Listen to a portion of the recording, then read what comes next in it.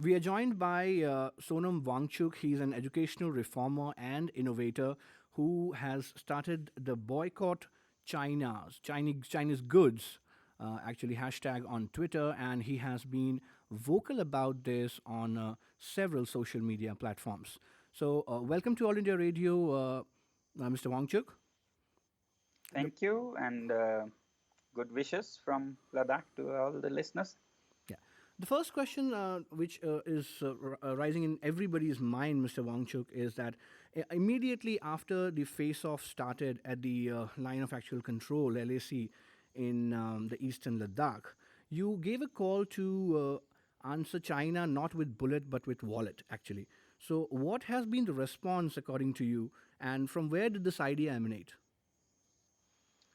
Okay, so I've been seeing such misbehaviors of China for a long time on our borders, but in the past it was neither as big nor so strategically suitable for people, citizens to get involved. But this time it was serious, and it was also for a different reason. What I could see reading all that was happening 2 months ago was that it was not just Ladakh in India. China was picking up fights with Taiwan, US Navy, Vietnam in South China Sea, and I could see that it cannot be a coincidence that it's doing that with several fronts, and all in the months of April and May. So I could therefore connect the dots and see that it's mainly because of internal reasons and not uh, border problems. The internal reason being that after COVID and how they badly handled it, the people inside China were frustrated to the extreme, and it was ripe for some kind of revolt. And therefore, to distract their attention, it was trying to play this, country under threat uh, strategy. And therefore, I thought that at such a time, to give a military response will be to fall into its trap. That's what it wants.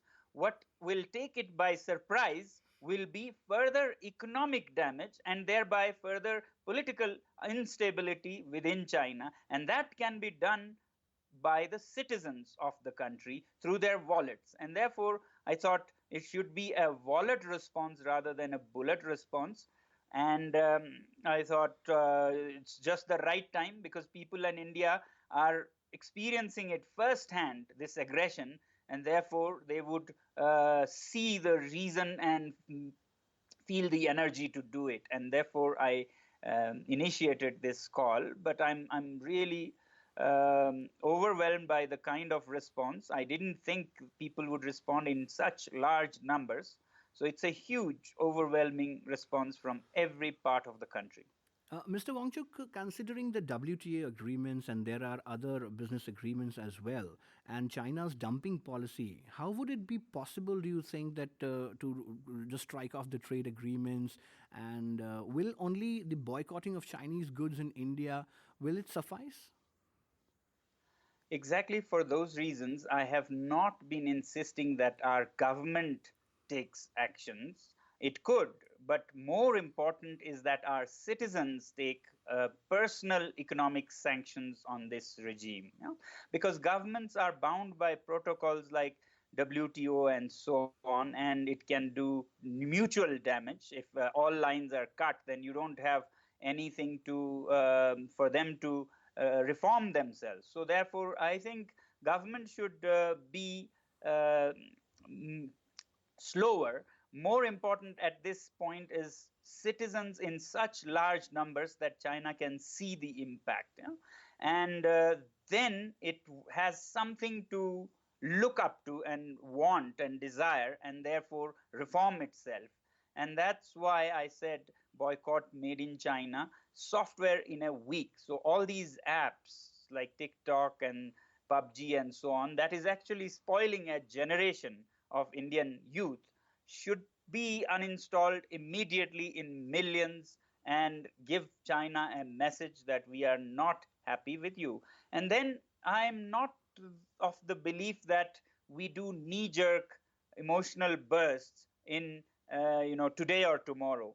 We should have time on our side. So play it cool, play it sustainably and long term. And therefore, I said hardware in a year, software in a week, hardware in a year. Even there, finished products in a year, mixed products with raw materials and parts in 2 years. This time that we have on our side, and if we can sustain, will give industries to adapt themselves and thereby source from other places. It's not just China. There are so many other places that, given a chance, will adapt and rise to the occasion. No less our own country. This is like a golden opportunity on a platter for our own entrepreneurs and industrialists in our country. So if they cannot perform with the whole country demanding them to deliver, then we have some problem. So I think we should look at it as an opportunity to make in India or to source from other friendly countries and isolate China, not only because of this border trouble of few weeks, but generally we should understand why cheap Chinese goods are cheap. They are cheap for a reason, and there are certain things that civilized countries won't do. For example, they are cheap because China overlooks human rights completely, labor rights very poorly, environmental you know protection it overlooks completely. It subsidizes artificially to make the products cheap, to kill our industries in other countries. It manipulates the currency. So actually what you are getting in your hands is not a cheap good, it's a bait. It's a bait. It may look juicy and sugar coated, but inside it is a hook that will slave you forever. And therefore we should be very careful. It's a regime that has as its policy to enter with cheap goods, flood the market, kill everything, and then control. You just talked about the regime. Uh, do you think that like boycotting the Chinese goods and it will be impacting the Chinese industries, the productions there, the employment there, and what would be the response like of the Chinese people at large?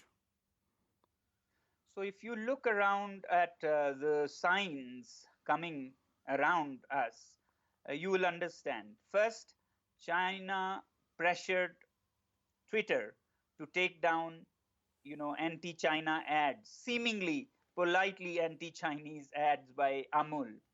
And then it pressured Google to take down apps from Play Store. Then it started articles saying people in India can never live without Chinese products. Why does one have to say that? Methinks the lady protests too much, as they say. Yeah. So now they're saying Indians should not link the boycott Chinese goods to the border incidents. All this shows, if we have the sensibility to see, that it's greatly affecting our recipe is working wonderfully, and particularly it will work even more if we don't limit it to citizens in India alone. Both at citizens level, we should spread it around the world. We should send this message to all our near and dear ones in different parts of the world. There are 3 crores of Indian um, diaspora living abroad.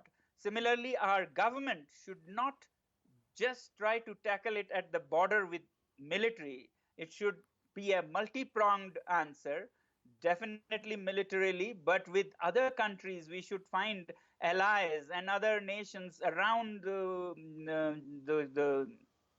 Chinese territory who have similar problems and have joint actions that will pressure or isolate China. And once that happens, if enough number of people start boycotting and isolating China, China will lose its economy of scale, scale of economy that is in its advantage. Their factories are geared to produce for the whole world. And if half the world doesn't buy, then their products will not remain cheap. Okay, and asking you the question about like what would be the effective strategy in dealing with the economic relations with China, Mr. Wangchuk? apart from the boycotting of Chinese So goods? again, as I said, I don't think government's strategies will be the most important ones right now. Governments, in fact, should keep channels open for dialogues, but it should be people's again and again. I see this as the only effective strategy to have a sustained movement by the citizens of India and the world to not patronize a regime that is violating all kinds of civilized codes and support it by buying things just because they're cheap. And as an environmentalist, Mr. Wangchuk, what do you see would be the impact on Ladakh per se? I don't see any direct impact, but generally for the whole world, mass consumption is one of the biggest polluters and biggest causes of climate change. And mass consumption happens when a country like China artificially makes and floods the world with cheap goods that are thrown away in no time, that don't last long, and become a part of the garbage lying around in streams, landfills, and so on. So it's a very dangerous thing for the planet also, this cheap Chinese goods trap.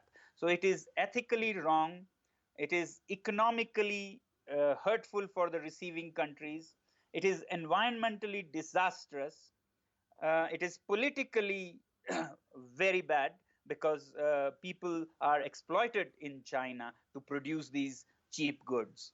So all the reasons to have the right impact, and for Ladakh also, particularly because we are very sensitive, we have glaciers that are melting fast. All such mad mass consumption at local and global level will endanger our environment. Do you see a pattern, Mr. Wangchuk, in the current standoff which is going on in the eastern Ladakh, or as a part of the expansionist design from China? Yes, as I said, I've been seeing it over decades. This time it is a different reason and a different scale, but yes, it's doing it all around in South China Sea, in Ladakh, in Bhutan, and most parts of the world. It even is getting countries into a debt trap so that it can control those countries. Countries like Sri Lanka are losing their land, ports, when they are not able to pay the debts to China. Countries in Africa are in a catastrophe. Djibouti has lost its land. Tonga has 44% of its GDP as debts to be paid to China. So it's this the signs are clear that you have a situation like pre-World War II. You have been speaking about the Ladakhis a number of times. So, how do you see the standoff in happening in Ladakh, and what is the general sentiment of the people in Ladakh? They've been very upset. They never had any goodwill for China, starting with how it annexed a friendly, peace loving neighbor like Tibet. And now, in later years, it has been intruding into the territory where our shepherds graze their goats. So, China's behavior and its arrogance, not only Ladakh, any sane, civilized person will have problems with. Okay. One question which I have been thinking of, like Thank you. from Maybe the last yeah, question. yeah. From where did this idea of boycotting Chinese goods emanate in your mind, sir? I don't know, but I think it was seeing that it is economic damage that can uh, affect China more than military, knowing how it used border disputes to quell the revolution brewing inside China, I guess. Then, of course, we are inspired by similar actions in the past by our forefathers, like Bal Gangadhar Tilak started the boycott movement in 1905, Swadeshi movement. So there are very good examples of similar actions in the past also. Of course, those were against British government who had already colonized us, but this time perhaps we see it before it's happened. Prevention is better than cure. One last question before we finish off, Mr. Wangchuk, that we have been seeing the response also from the media, a few of the media organizations in China, that it has actually unsettled them in a way. And through the various cartoons and other mediums, they have been saying that unsetting the economic ties or boycotting Chinese good should not be actually called for in India. How do you see this response from the Chinese media coming in? I see it in two ways, very positive, both of them. One is positive for China. I'm amazed that they are so sensitive to developments. These developments in India can hurt China maybe a little later, but they are already sensitive and addressing this. Unlike in our country, we let things fester till it has become a full fledged fire in the building. So I'm impressed that they are addressing such issues right when it is starting. Okay, that is impressive. At the same time, it is positive for me because it shows that they are concerned, they are worried, and that's what our purpose is, to show them that it is more than military response that India can give.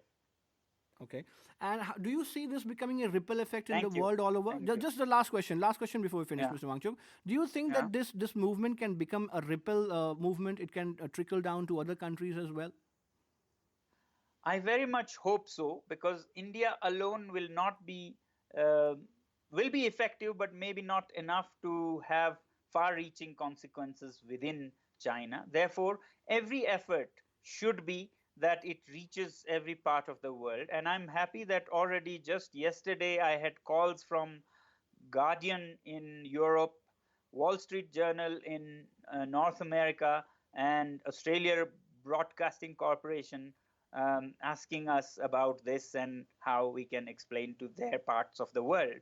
So, quite possibly, it will give a kind of courage and confidence to the rest of the world. It has the potential to be a movement that started in India and spread around the world and change the map of the world. Thank you very much for speaking to All India Radio News, Mr. Wangchuk. Thank you once again. Thank you. Thank you.